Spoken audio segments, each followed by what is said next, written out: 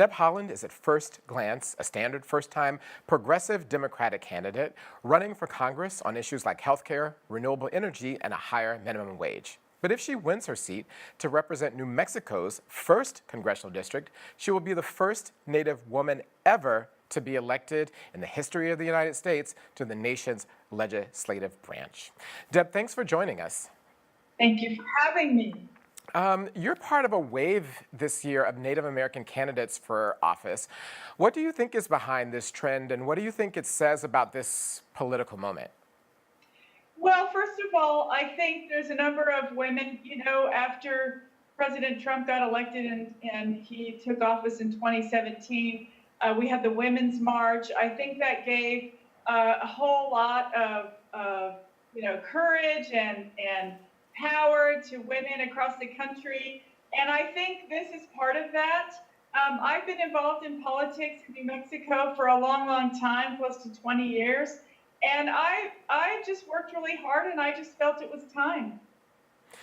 And one of the interesting things about your race is that you are a woman of color who's also facing off primarily against another woman of color, Antoinette Zedillo Lopez. And that sets up an interesting dynamic. So I'm wondering, how do you plan to win your race, and what distinguishes you from your candidate? Right. Well, I can say right off the bat, one thing that distinguishes me from any candidate in this race currently is the fact that I'm the only candidate who went to Standing Rock in North Dakota and stood with the water protectors. I have a long record of standing up for the environment. I have a long record of getting Democrats elected in this state. I was the chairwoman of the Democratic Party of New Mexico. I also have run a statewide campaign prior to this. I ran for lieutenant governor in 2014.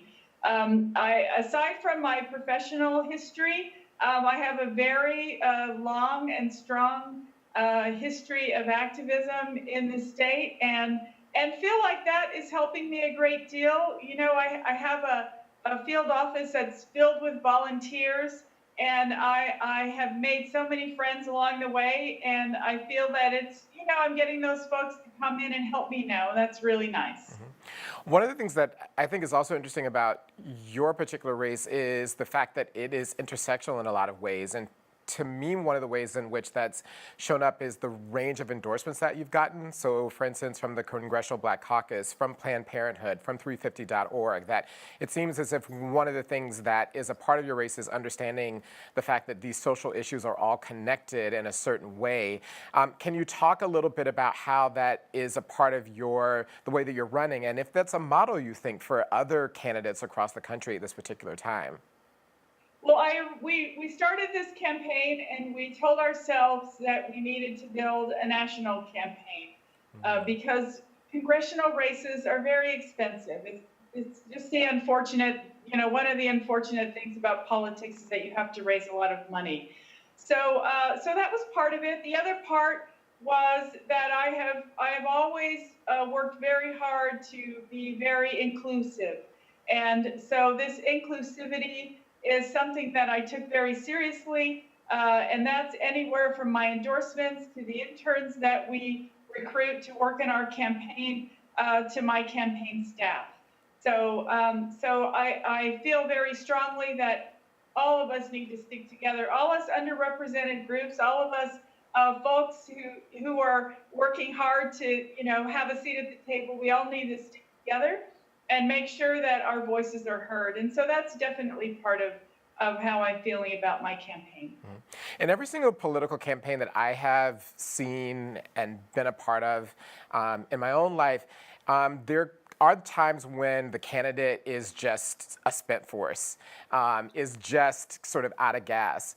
And every single one of them in that moment has something that reignites their fuel. It's the thing that they always tell themselves when your hands hurt from shaking too many times, when you've been on the phone all day and you don't want to pick up the phone again, when you're missing another family event. What is that thing for you as a candidate? I haven't actually felt that this campaign. I wake up every morning, I'm excited about the day to come. I'm really ready to work very hard to make this happen. And one of the reasons is because I'm so excited about the opportunity to represent the people of this district.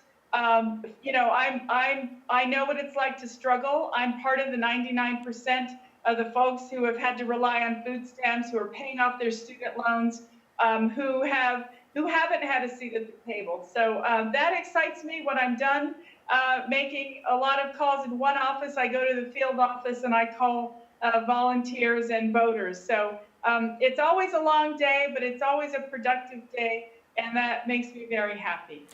And when you go to Washington, what's the thing that you want to do the most? I really am very serious about climate change in our country and in our world. And I would love for us to move toward 100% renewable energy. In a place like New Mexico with almost 300 days of sun per year, I think that is something that we can do. And I will work tirelessly to make sure that we are working toward a renewable energy economy, because I think that can not only fight climate change, but help us create thousands of jobs for people that need them, thousands of good paying jobs. So that is definitely something that is at the top of my list. Well, you have a president who doesn't agree with you, so you'll have your work cut out for you. It won't be boring, at a minimum. Well, thank you so much for joining us. We know that you have to get back to your campaign and your campaign work. Thank you for allowing us to take the time to speak with you. All the best to you in your endeavors, and everyone who works on your campaign. And have a terrific weekend. Thanks again for joining us. Really enjoyed talking with you. Bye-bye. Thank you.